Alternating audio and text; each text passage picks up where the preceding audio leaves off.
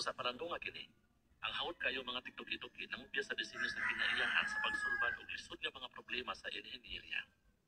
Apan ipasidungog sa uban ang naimbento nga talagsaong disenyo na kinopya lang gikan sa kinaiyahan ngadto sa walay kinaatmang evolusyon. Makatarunganon ba kini? Kung ang kopya na kinahanglag intelihenteng disenyo, unsa pa kaha ang original? Nan, kinsa ang tapos pasidunggan? Ang maestro inhinyero o ang estudyante nga nangopya lang sa iyang mga disenyo? Ang makatarunganong konklusyon. Human sa pagsusi sa ebidensya nga disenyo ang kinaiyahan, daghang tawo muuyon sa magsusulat sa Biblia nga si Apostol Pablo kinsa miingon. Ang dili makitang mga hiya sa Dios, bisan ang iyang walay katapusang gahom ug pagka-Dios, tinaw makita sugat sa paglalang sa kalibutan padayon kay kini maila pinaagi sa mga butang nga gihimo. Roma 1:19-20. Ani apay dugang impormasyon. Unsay imong tubag? O tuo ka ba nga aksidente lang nitong haang maayo kayong disenyo diha sa kinaiyahan?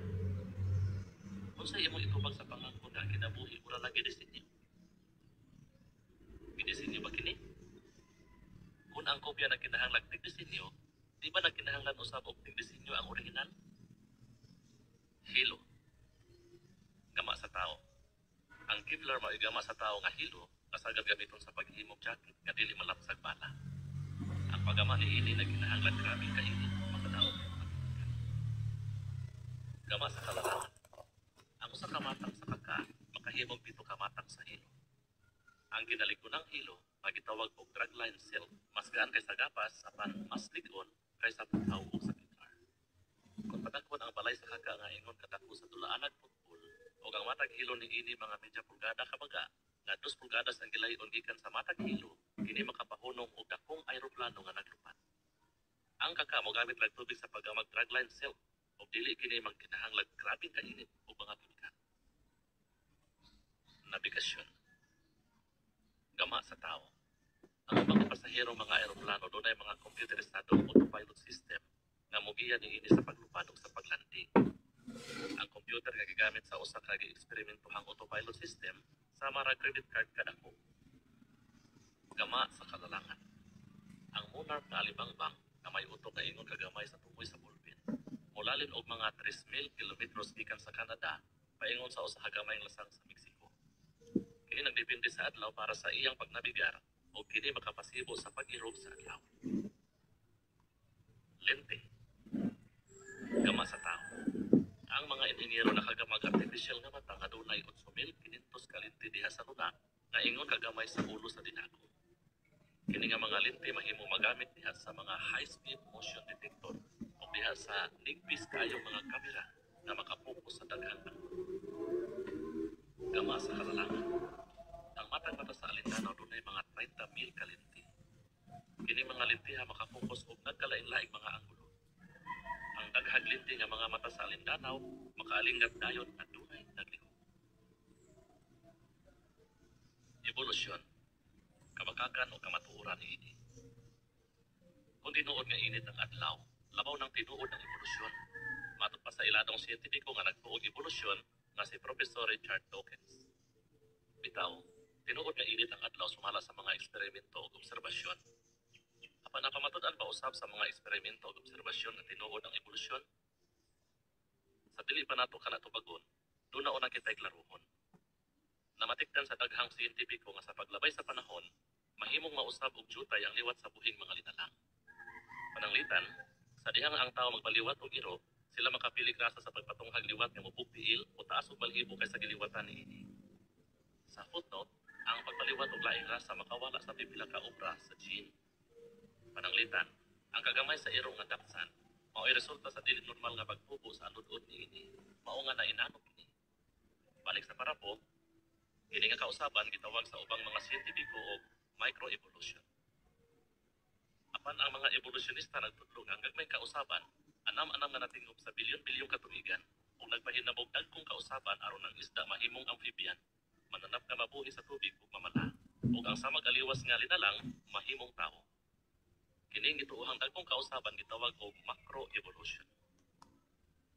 Pananglitan, si Charles Darwin nagtudlong nga kung kita makakita gagmayng kausaban, posible usab nga dunay mas dagkong kausaban nga wala pay nakakita sukat. Siya nagtuo nga sa taas kayong panahon, ang ubang orihinal o ang gitawag og simpleng matang sa kinabuhi, anam-anam nga nagakausap, pinaagi gagmay kaayong kausaban, ug nahimo nga milyon-milyong nagkalain-laing matang sa kinabuhi sa yuta. Para sa kadaghanan, daw makatarunganon kini. Sila mo ingon, kung dunay gagmayng kausaban ang usa ka espisye, dili ba ang evolusyon makapatungha usab og dagkong kausaban paglabay sa taas nga panahon? Sa footnote, bisan tuod ang pulong espisye, kanunay gigamit dinhi, kini dili makita sa basahon sa Biblia nga Henesis. Mabasa din ha ang pulong matang nga daghag kahulugan. Ang giingon sa mga siyentipiko nga kausaban sa pagpulong nga espisye, mao ilain lang ang klase sa usa ka matang, sumala sa pagkagamit ni anang pulungan diha sa Henesis. Balik sa para po. Apan sa pagkatinuod lang, ang evolusyon gipasugat ni ining tulo ka kabakakan. Kabakakan 1.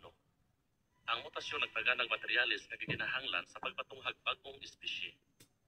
Ang macroevolution gipasugat sa pagtuo nga ang mutasyon, aksidenteng mga kausaban sa genetic code sa mga tanom ug mananap, makapatunghag bag-ong mga espisye ug focus bag-ong mga pamilya sa tanom ug mananap. Kamatuoran. Ang mga kinaiyahan sa usa ka tanom o mananap gitino na diha sa mga instruksyon nga anaa sa genetic code, ang mga blueprint o plano nga anaa sa uyog sa matag selula. Sa footnote, gipakita sa panukit-tuki nga ang cytoplasm sa selula, ang habol-habol niini o ang uban pang parte dunay papel sa pagporma og usa ka organismo. Balik sa para po. Nadiskubrihan sa mga siyentipiko nga ang mutasyon makapausab sa mga liwat sa mga tanom ug mananap. Apan makapatungha ba gayud ang mutasyon og bug-os bag-ong espisye? Unsay gipakita sa usa ka siklong pagtuon labot sa gene? Sa ulahing katuigan sa 1930, maikagong gidawat sa mga siyentipiko ang usa ka bag-ong ideya. Sila nagtuo na nga ang natural selection, ang proseso diin ang organismo mas makapasibo sa palibot niini o posibleng mabuhi ug musanay, makapatunghag bag-ong espisye sa mga tanom pinaaging aksidenteng mutasyon. Usa para nila, ang artificial o ginikay sa tao nga mutasyon makapatungha usab og bag-ong espisye apan sa mas epesyenteng paagi. Nahinam ang kadaghanang biologo o eksperto nga nanuki-tuki sa gene o gilabi na ang mga tigpaliwat o mga tanom o mananap. Matod pa ni Wolfgang Gerhard Lonig nga siyentipiko sa Max Planck Institute for Plant Breeding Research sa Germany.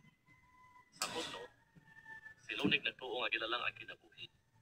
Kaugalingong opinyon lang ni Lonig ang iyang gipanulti ni ining artikuluha o walay labot ang Max Planck Institute for Plant Breeding Research. Balik sa para po. Ngano, si Lonig nga migugol og mga 30 ka tuig sa pagtuon sa pagpabag-o sa gene sa mga tanom aron makapatunghag laing liwat nga tanom, miingon. Ang mga tigpanukit-tuki nagtuo nga panahon na sa pag-usab sa naandang paagi sa pagpaliwat sa mga tanom ug mananap. Nagtuo sila nga pinaagi sa pagpaubra o pagpilig maayong gene nga nausab pinaaging mutasyon, makapatungha sila bag-o ug mas maayong mga tanom ug mananap. Gani ang uban nagtuo nga sila makapatunghag bug-os bag-ong espisye. Gisudan sa mga siyentipiko sa Amerika, Asya ug Europa, ang dakong pundo nga programa sa pagpanukit-tuki nga nagamit og mga pamaagi sa pagpadali sa proseso sa evolusyon. Unsay resulta human sa kapin sa 40 ka tuig nga panukit-tuki? Bisag dako gasto, miingon ang tigpanukit-tuki nga si Peter von Singbusch, ang mga eksperimento sa pagpatunghag mas maayong